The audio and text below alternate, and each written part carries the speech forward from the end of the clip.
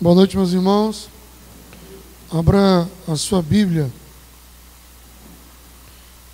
Nós vamos ler em 2 Tessalonicenses, capítulo 3.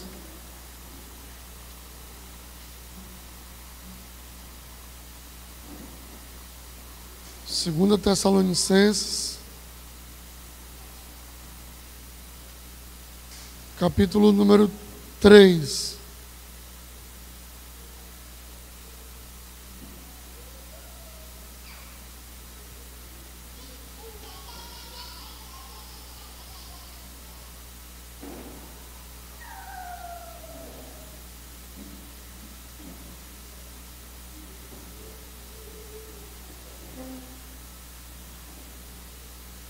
Nós vamos ler a partir do versículo 6. 2 Tessalonicenses, capítulo 3, a partir do verso 6.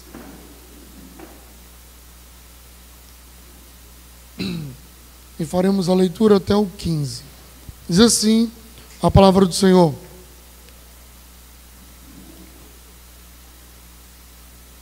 Irmãos, em nome do nosso Senhor Jesus Cristo, nós ordenamos que se afaste de todo irmão que vive ociosamente e não conforme a tradição que vocês receberam de nós.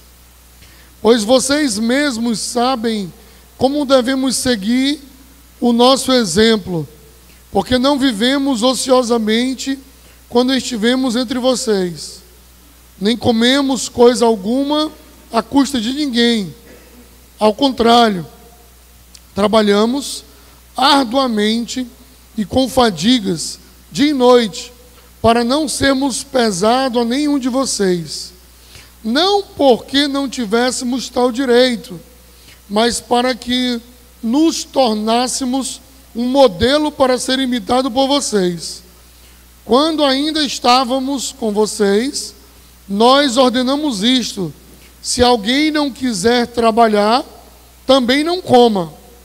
Pois ouvimos que alguns de vocês estão ociosos, não trabalham, mas andam se intrometendo na vida alheia.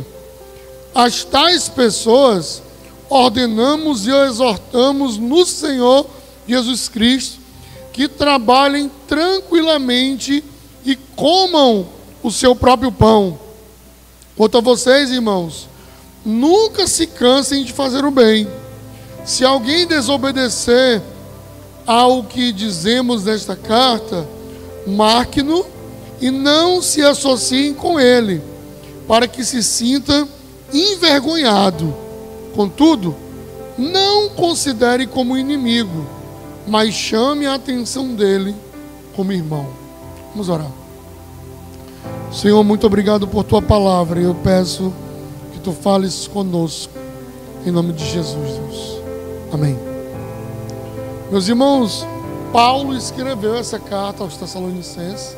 Ele escreve a primeira carta e a segunda carta aos Tessalonicenses. Essa igreja que foi, com certeza, aberta por Paulo. Paulo abriu esta igreja na sua segunda viagem missionária. Os irmãos sabem que Paulo fez algumas viagens missionárias. Na primeira, ele viajou pregando o evangelho, ele e Barnabé. Na segunda viagem missionária, viajou ele e Silas. E nessa segunda viagem missionária, ele passou por alguns lugares anunciando o evangelho, ele passou por alguns lugares anunciando a palavra de Deus, e ele chega num lugar chamado Filipe, na cidade de Filipe, onde lá ele prega o evangelho, e ele começa à beira do rio pregando para algumas pessoas. Lá ele conhece uma mulher que se converte, chamada Lídia, e ele continua pregando sempre ali onde ela estava, na região por onde ela caminhava. Quando ele sai da cidade de Filipe, ele vai para Tessalônica, que é exatamente onde tem essa carta aqui que nós lemos. Lá em Tessalônica, a Bíblia diz que ele se reúne na sinagoga dos judeus. Ele se reuniu durante 3 sábados na sinagoga dos judeus. E lá na sinagoga dos judeus, ele pregou o seguinte tema, o seguinte assunto: que Jesus era o Cristo que havia sido morto, mas que ressuscitou. E isso revolucionou a cidade, irmãos.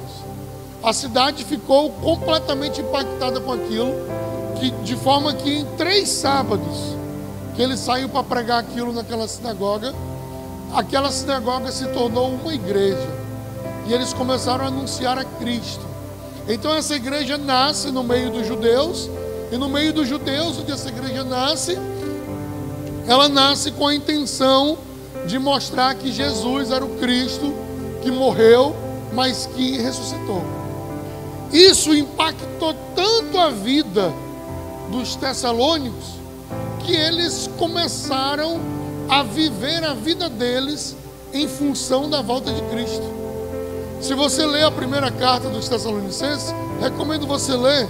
A segunda tem 3 capítulos, a primeira tem 5 capítulos, mas aqui na minha Bíblia são 2 folhinhas. Você vira aqui, lê as 2 cartas. Na primeira carta, Paulo ele escreve a carta dizendo que ele, Silas e Timóteo estavam enviando essa carta aos Tessalonicenses.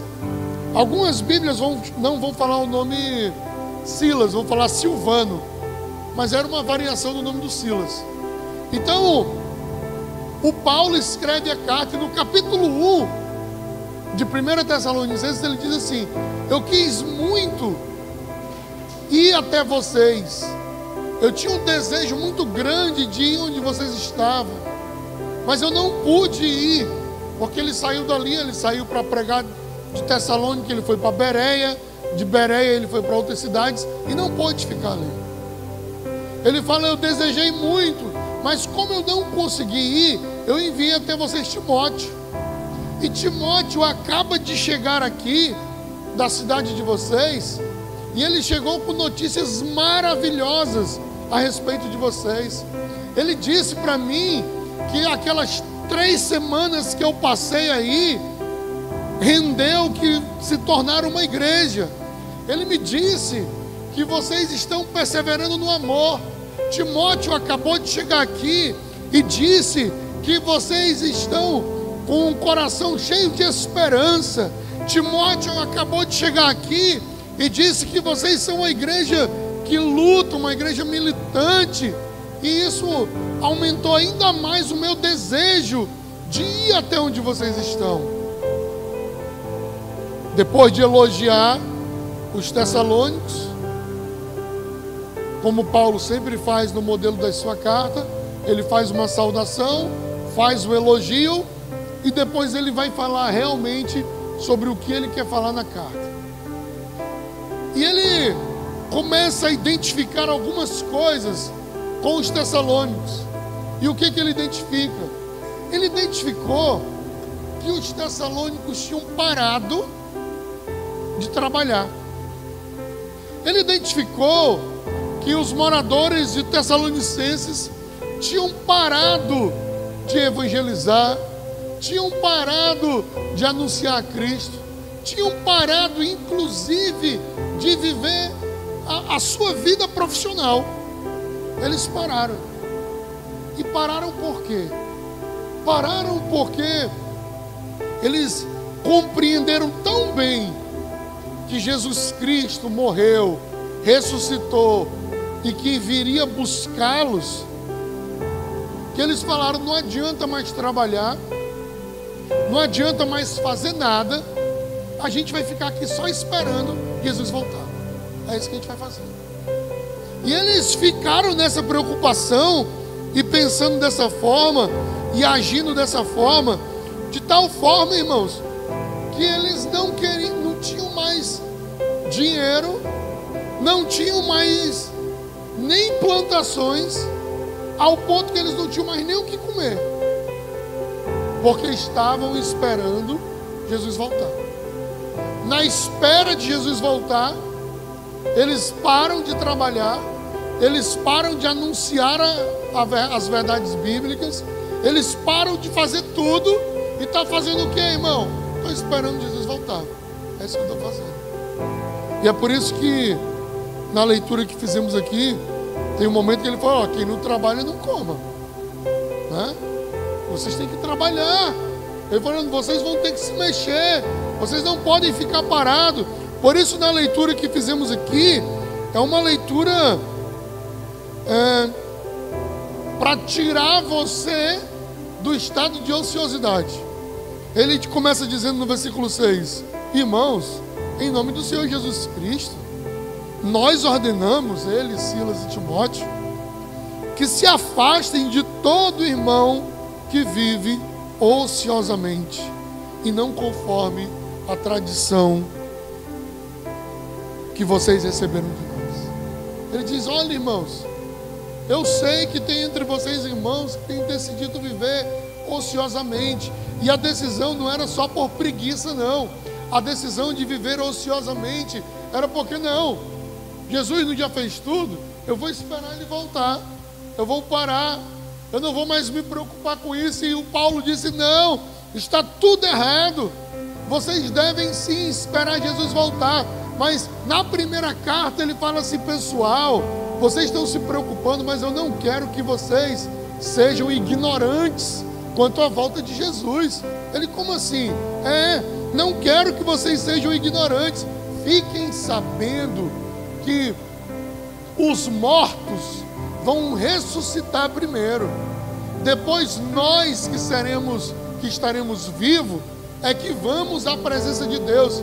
Ele estava dizendo assim: pessoal, vocês estão esperando aqui a vida de Cristo, estão esperando, pararam a vida de vocês para esperar a vinda de Cristo, mas fiquem sabendo que antes de vocês, os mortos vão ressuscitar e vão à presença de Deus. Ele estava dizendo: ei, não vai precisar ter pressa, não vai ter como furar a fila, não vai ter como sair correndo na frente. Tudo tem o seu tempo, tem a sua vez e tem o seu momento. Ele falou: não quero que vocês sejam ignorantes quanto àquele dia, porque aquela igreja parou a sua vida, aquela igreja parou de trabalhar, aquela igreja parou de evangelizar, aquela igreja parou a obra, aquela igreja parou a vida para dizer que estava esperando Jesus voltar.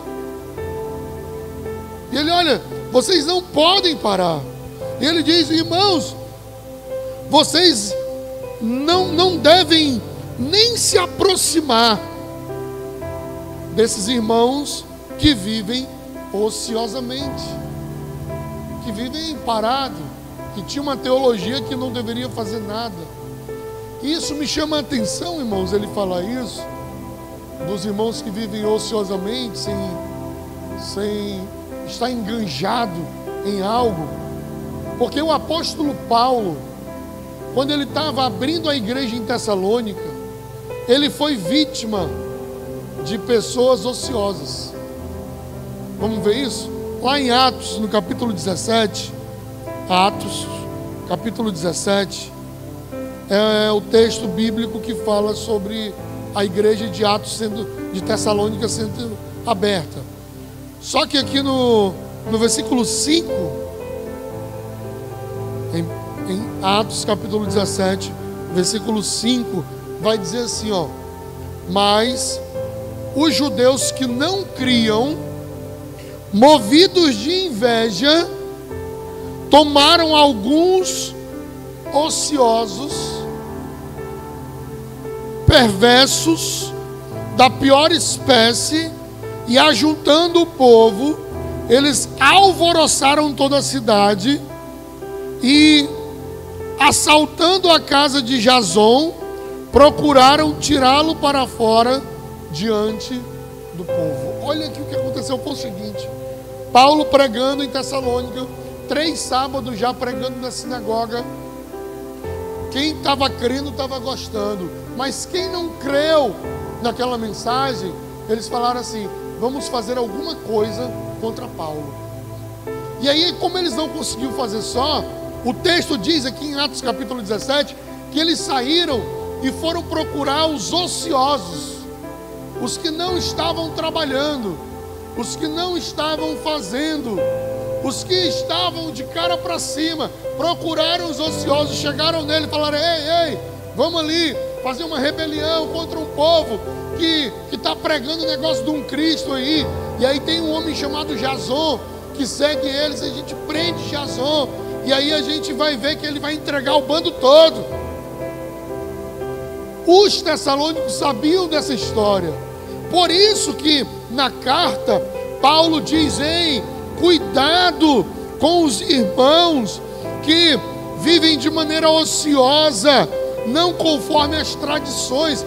Ele estava dizendo para aquele povo: ei, vocês lembram que quando eu estava aí com vocês, um grupo de ociosos, de pessoas desocupadas, de pessoas que não tinham a vida, objetivo, que não tinham coisas para fazer, eles se levantaram contra a gente, prenderam Jason, iam nos prender também, e eu saí daí fugido com Silas. Vocês lembram?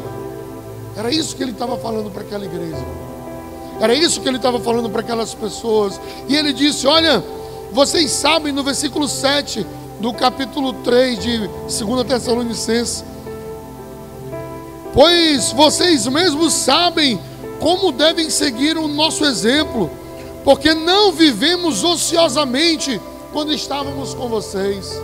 Paulo diz: ei, quando nós estávamos com vocês, a gente não ficou: vou sentar aqui e esperar Jesus voltar. Não vivemos ociosamente, muito pelo contrário, nós trabalhamos, nós nos envolvemos, nós estávamos ativos. Todo sábado eu pregava na sinagoga, andávamos de um lado para o outro. Versículo 8, ele vai dizer: nem comemos coisa alguma à custa de ninguém, ao contrário, trabalhamos arduamente com fadigas dia e noite, para não sermos pesados a nenhum de vocês. Ele disse: olha, nós não ficamos ociosamente aí, de cara para cima, de qualquer jeito, não.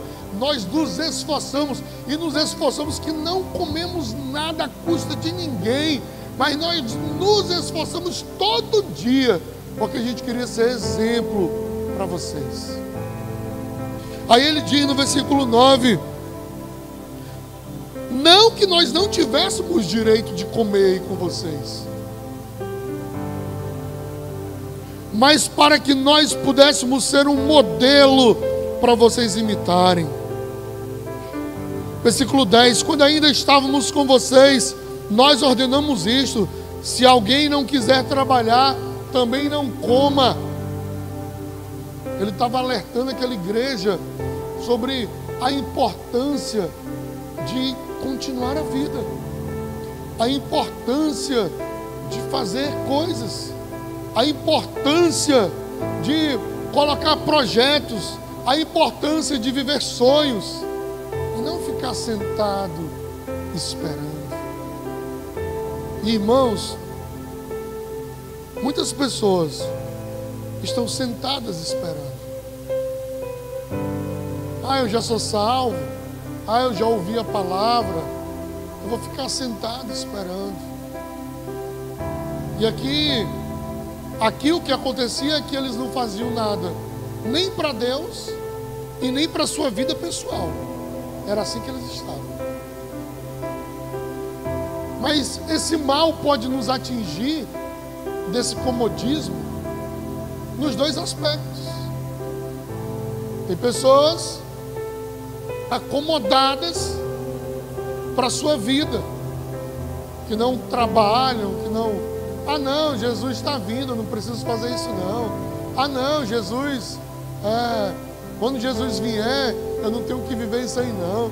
Não, Jesus fala que eu não tenho que juntar riquezas aqui nessa terra não, eu tenho que juntar riqueza no céu, né? Ele não entende, por exemplo, que nesse texto, que existe uma crítica em uma pessoa que só junta coisas na terra. A crítica é essa. A crítica não é em ter coisas na terra, mas a crítica é para aqueles que só querem coisas para a terra. Aqui em Tessalônica ele está dizendo: ei, vocês precisam acordar para a vida. Ei, vocês precisam acordar para as coisas que vocês têm que fazer. Por isso que ele diz: olha, quem não trabalha não deve nem comer. Eu, quando estive com vocês, trabalhei, e e fruto do meu trabalho comi, não fiz nada para seguir de exemplo. Eles estavam aqui, irmãos, sem querer trabalhar e sem querer fazer a obra, que é o segundo mal. O primeiro é falta de uma meta, de um objetivo para a vida, mas também falta de uma meta, de um objetivo espiritual. O que você tem feito para o Senhor? Aí aqui tem pessoas que quando não estão fazendo nada, não estão fazendo nada, nem para Deus, nem para ela. Mas tem outras pessoas que têm uma força enorme para fazer para si. Tem uma força enorme quando é para mim, quando é para o meu bolso, quando é para eu ficar bem. Eu tenho uma força enorme. Mas e para Deus? O que eu tenho feito para Deus? Quanto tempo do meu dia eu dedico para Deus? Quanto tempo? Irmãos, e não cai naquela ilusão não, que orar a gente ora todo tempo, a gente ora no carro, ora lavando roupa. Não cai nessa. Faça isso, ore lavando roupa, dirigindo, caminhando, ore. Mas qual é a hora que você para e se dedica à oração? Não, mais importante é a gente viver a palavra. Eu tenho que viver a palavra. Mas qual é a hora que você para e em comunhão com seus irmãos, você evangeliza, você edifica outras pessoas? Em que momento isso acontece? Eles aqui pararam porque, vamos esperar Jesus voltar. E eu e você, paramos por quê? De fazer a obra, de viver a obra, de estar na obra. Versículo 11 ele diz: olha, porque nós ouvimos que alguns de vocês estão ociosos. Nós ouvimos que alguns de vocês não estão fazendo nada. Aí ele diz: não trabalham. E aí ele vai dizer o ponto fundamental dessa ociosidade. No versículo 11. Ouvimos que muitos estão ociosos, não trabalham. Aí ele diz: mas andam se intrometendo na vida alheia. Olha só. Trabalhar não. Fazer a obra não. Mas e a vida alheia? A vida do outro? A versão aqui diz como, hein? Mesma coisa, né? É NVI também. Mas andam se intrometendo na vida alheia. Ele diz: olha, vocês não trabalham, mas vocês andam fazendo coisas erradas. E, irmãos, a pior coisa que tem é a ociosidade na vida de alguém. Os antigos diziam assim, né? Mente desocupada é oficina do diabo. Não está na Bíblia não essa, irmãos. É boa, né? Podia estar, a gente pode colocar lá no final, né? Os antigos falavam muito isso. Mas deixa eu te dizer aqui uma história. Os reis tinham um costume, na primavera, de sair para caçar. Sempre saíam para caçar. Davi foi rei sobre Israel durante 40 anos. Nesses 40 anos de seu reino, a maior parte deles, porque teve algumas que ele estava já doente e outras que ainda não tinha prática, 99,9% das vezes que ele teve condição de ir caçar, ele foi. Primavera, ele ia e saía para caçar, e era uma tradição do seu reino. Mas houve uma vez que ele decidiu não ir. Eu não vou caçar dessa vez. Mas rei, é a tradição que todo mundo vai. Dessa vez eu não vou. Eu vou ficar em casa. Mas eu vou ficar em casa fazendo o quê? Todo mundo vai caçar, está tendo guerra também em outros lugares. Vou ficar em casa. Não vou. Naquele dia que ele não foi ao compromisso que ele deveria ter, ele foi andar no alto do seu palácio, que ele sempre teve, a sua torre, que sempre estava lá. E ele vai andar no alto do seu palácio, e ele, à vista de onde ele estava, a casa de alguém que era amigo dele. que era chefe da guarda dele. Mas naquele dia ele observou diferente. Ele viu que lá tinha uma mulher tomando banho. Quando ele vê aquela mulher tomando banho, a primeira coisa que ele faz, ele pergunta: quem é aquela mulher?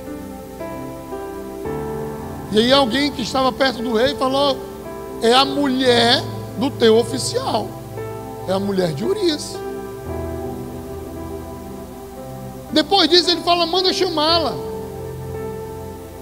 E ele tem um relacionamento sexual com ela, um adultério, e fruto desse adultério, ela ainda fica grávida. Imediatamente, quando ele fica sabendo disso, ele manda chamar o marido que estava em guerra. Quando ele manda chamar o marido que estava em guerra, o marido falou: meu senhor, o senhor está em guerra, eu não vou ficar em casa. Ele: não, vá para casa, vai ficar com a sua mulher. Ele maquinando, né? Ele vem para casa, dorme com a mulher, vai dizer que o filho dele está tudo resolvido.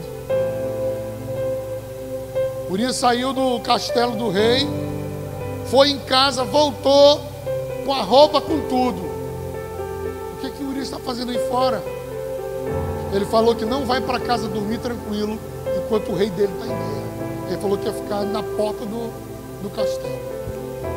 E o rei, sem saber o que fazer, e Davi fala: então manda ele para a guerra, só que agora não coloca ele atrás não, põe ele no pilotão da frente, para que ele morra. Ele é colocado no pilotão da frente e é morto na primeira batalha. E se o Davi tivesse ido para a guerra, para a caçada, como era costume de ir, ele poderia não estar envolvido em toda essa história.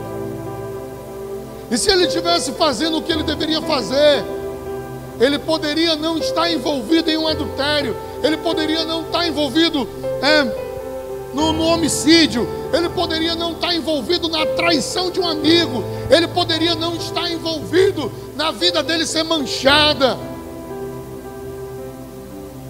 Aquele menino morre no ventre,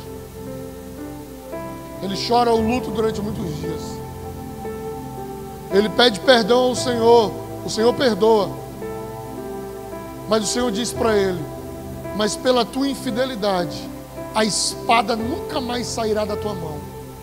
E sabe o que aconteceu? Todos os dias da vida do Davi foi de luta, de guerra. Foi tanta luta e tanta guerra que o seu sucessor Salomão não guerreou nenhuma luta, porque ele já tinha matado todo mundo, porque ele vivia em guerra. O Senhor disse: olha, a espada não sairá da tua mão, e os teus filhos farão contigo pior do que o que tu fez. E aí, meus irmãos, Salomão era um pervertido, com mais de 1000 mulheres. Absalão tentou matar o próprio pai e se prostituía dentro do templo. Tamar, Aminon, estuprou sua irmã Tamar. Absalão matou Aminon, tentou tirar o trono. A prostituição acontecia dentro do templo. E se ele tivesse ido para aquela caçada, isso tudo poderia ter sido evitado. Isso tudo poderia ser diferente. A Bíblia diz: e não deixeis de congregar, como é o costume de muitos, e principalmente quando vocês observarem que o dia se aproxima. Irmãos, o dia se aproxima, a hora se aproxima. Não dá para viver ocioso, não dá para viver de qualquer jeito. Nós precisamos ter objetivo de vida, nós precisamos ter metas. E isso, irmãos, é na nossa vida profissional, na nossa vida lá educacional, mas na nossa vida espiritual. Os tessalônicas estavam perdidos, eles não sabiam mais o que fazer, estavam parados, estavam contando as estrelas, estavam olhando para o céu. Ei, vai chegar um tempo de descanso, vai chegar um tempo para a gente se acalmar. Mas a palavra do Senhor lá em Eclesiastes vai dizer assim: tudo que tiver a mão para fazer, faz, e faz conforme as tuas forças, porque para o lugar em que tu vais, não há dia nem noite, haverá descanso. Mas enquanto isso, faz o que te tiver a mão para fazer, faz. Porque eu tenho falado aqui, um domingo após o outro, o que fazer enquanto Jesus não volta para nos buscar. Entre Jesus me salvou e o Jesus virá me arrebatar, o que eu devo fazer? Eu devo estar continuamente, abundantemente, trabalhando para o Senhor, abundantemente na sua obra, abundantemente fazendo aquilo que está no coração dele. Eu preciso ter sonhos, eu preciso ter metas, eu preciso ter objetivo. Ei, tem um ditado também que diz, e ele é muito interessante para a gente refletir, que quando a gente não sabe onde quer chegar, qualquer lugar, né? O gato lá da Alice no País das Maravilhas, né? Eu queria lembrar o nome do gato. É o gato, né? Gato mestre. Ele num diálogo, ele vai dizer assim: onde você quer ir? Ela disse: não importa. Ele diz: se não importa, então qualquer caminho você pode seguir. Se você não sabe para onde você quer ir, se você não sabe onde você quer chegar, qualquer caminho serve. Mas quando eu sei onde eu quero ir, quando eu sei onde eu quero chegar, quando eu sei o que eu preciso, o que eu quero para a minha vida, eu sei como eu tenho que mudar, o que eu tenho que fazer, eu sei o preço que eu tenho que pagar, eu sei o quão estreito e apertado esse caminho, eu sei o quanto vai ser difícil, o que eu vou precisar abrir mão, o que eu vou precisar fazer diferente, o que eu vou precisar mudar na minha vida. Irmãos, Jesus não nos salvou para a gente ficar sentado esperando Ele chegar. Jesus não nos salvou para a gente ficar de mãos cruzadas esperando algo acontecer, algo cair do céu. Não, Ele nos salvou, Ele nos chamou para que nós venhamos continuar a obra das Suas mãos. Ele nos salvou para que nós possamos ser diferença onde nós estejamos. No trabalho nós podemos ser diferentes, na faculdade nós podemos ser diferentes, nós podemos caminhar diferente. E os tessalônicos estavam aqui: eu estou esperando Jesus voltar, eu estou esperando Ele. Não, está tudo errado. E o interessante é que ele diz assim, na primeira carta, ele diz: olha, eu vou falar a vocês algo que pode melhorar a fé de vocês. E esse algo é que eles precisavam se movimentar, que eles precisavam fazer, que eles precisavam ir, que eles precisavam ser diferentes. E aí ele vai dizer aqui no versículo 11, né? Não fiquem ociosos, vocês não estão trabalhando, mas andam se intrometendo na vida alheia. Por que eu te contei a história do Davi? Porque eu te falei dos caminhos, que qualquer caminho serve. Porque com Deus é assim, irmãos. Quando você acha que você está parado, na verdade você está caindo. Porque com Deus, ou eu estou seguindo a Deus, ou eu estou me distanciando de Deus. Deus, Ele não para. Ou eu estou caminhando, indo em direção a Ele, ou se eu parar aqui, Ele está cada vez mais distante de mim, cada vez mais distante da minha vida. E quando eu me distancio de Deus, o pecado toma conta da minha vida. Ele diz aqui: trabalhar não, mas se intrometer na vida alheia sim. Trabalhar não, mas pecar sim. Trabalhar não, mas andar em caminhos tortuosos sim. Ele diz: olha, versículo 12: eu ordeno e exorto a vocês que trabalhem tranquilamente e comam seu próprio pão. Versículo 13. E quanto a vocês, irmãos, nunca se canse de fazer o bem. Ele estava dizendo aí, vocês precisam fazer.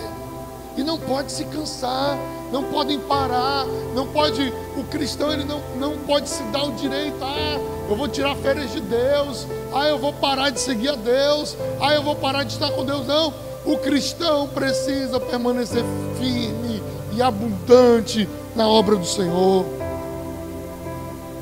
Aí ele diz no versículo 14: e se alguém desobedecer o que eu digo nessa carta, eu quero que você faça um X nele. Marque. E não se associe com ele. Olha aqui, irmãos. A ordem é não ser assim. E não andar com pessoas que são assim. A ordem não é só que minha vida seja diferente, mas eu não posso andar com pessoas que sejam assim também. Ele diz, marque um xizinho nelas, e com elas não se associe. E ele diz, eu quero que eles sintam vergonha de ser assim. Eu quero que eles sintam vergonha de estarem assim, de viverem desse jeito. Ele diz no versículo 15, não considera ele teu inimigo não. Ele não é teu inimigo, mas não se associe com ele, não ande com ele, não esteja com ele. Chame a atenção dele. Você deve adverti-lo que esse caminho é errado. Você deve adverti-lo que não é dessa forma que tem que se viver. Marque, não queira andar com ele. Mais uma vez, citando os antigos, né? As mães, né? E os pais mais antigos falavam assim: não anda com o filho da fulana, porque aquilo não presta, né? Os filhos da fulana ou do Beltrano, não anda com eles. Estavam marcando um X. Não são meus inimigos. Não são meus inimigos. Não quero o mal deles não, mas eu não posso me associar com eles. Eu não posso andar com eles. E eu devo adverti-los. Sabe por quê? Paulo mata essa charada lá em Coríntios. Porque as más companhias corrompem os bons costumes. As más companhias me tiram daquilo que é essencial, me tiram daquilo que é importante. Por isso nós precisamos abrir o olho. Por isso, meus irmãos, olhando para a palavra de Deus, e ao longo desses sermões que eu tenho feito aqui aos domingos, nesses pelo menos últimos 2 meses, eu não tenho nenhuma dúvida, e eu estou completamente convencido que entre Jesus te salvou e Jesus virá te arrebatar, você precisa arregaçar as mangas, trabalhar muito, fazer para você comer e fazer para a obra de Deus. Tem que fazer. A igreja de Tessalônica, a igreja salva, uma igreja elogiada, uma igreja aberta pelo apóstolo Paulo, mas uma igreja acomodada, que não ia além, que não falava, que não anunciava. Você já anunciou Jesus para quantas pessoas hoje? Você anunciou Jesus para quantas pessoas na última semana? Não estou falando daquela de orar lavando roupa, não, irmãos. Um propósito. Sim, que eu estou saindo para isso. Seja quantas vezes, olha, eu tenho um costume feio de ler, às vezes, na frente da televisão. Muitas vezes eu leio coisas na frente da televisão. E me engano muitas vezes dizendo que estou entendendo. Não, estou entendendo o que está passando lá e aqui. Né? E muitas vezes eu estudei assim, na frente da televisão. Era aqui, lá, aqui, lá, aqui, lá.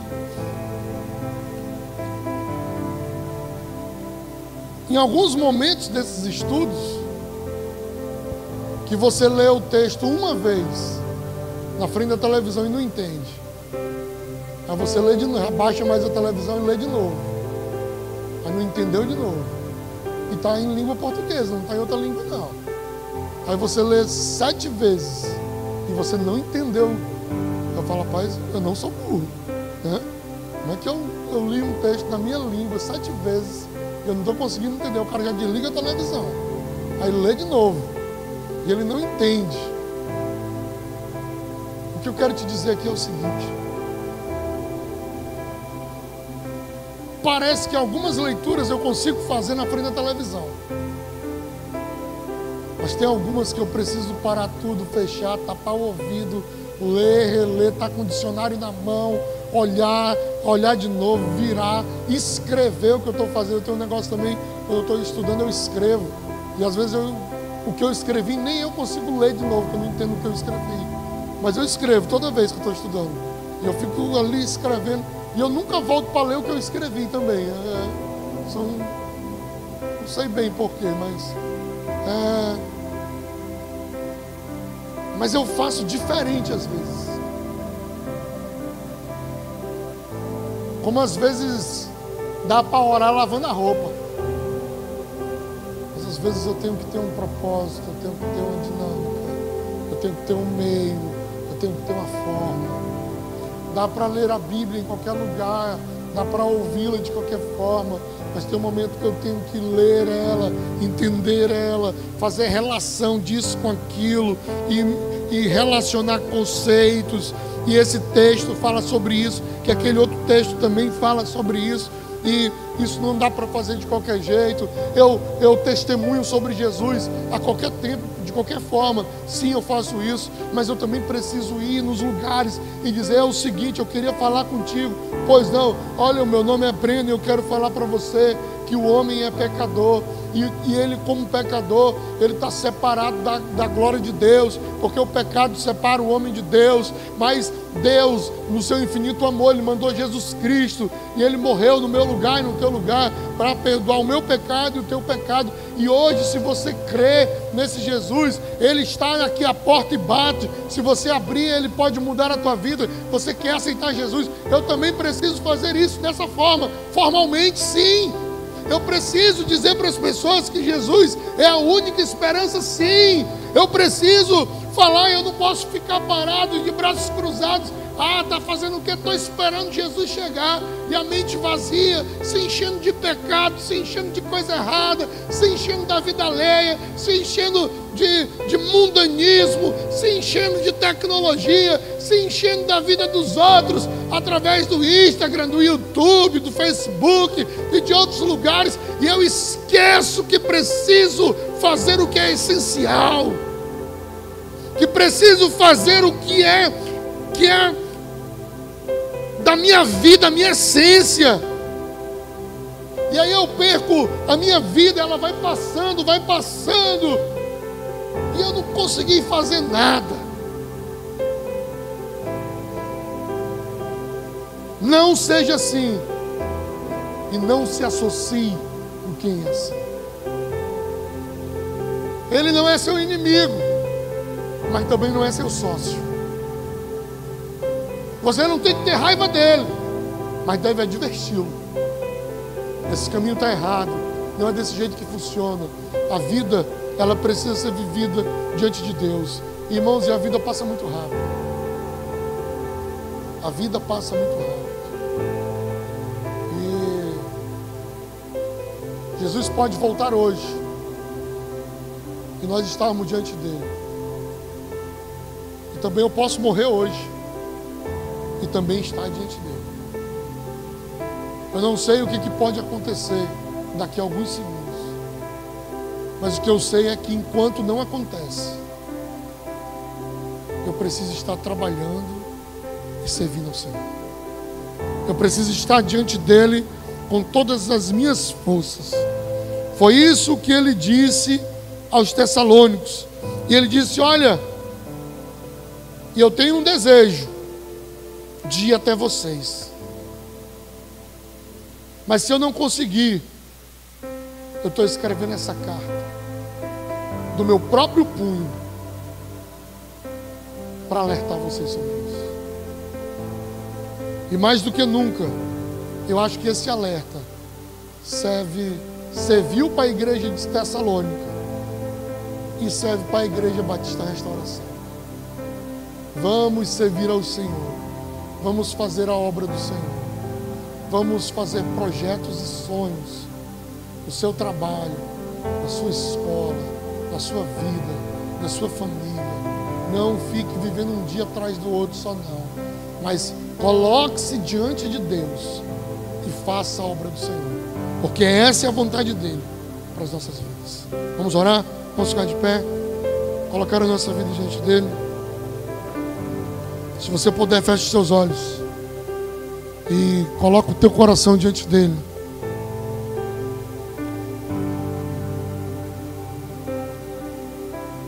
Nós vamos adorar a Deus com a canção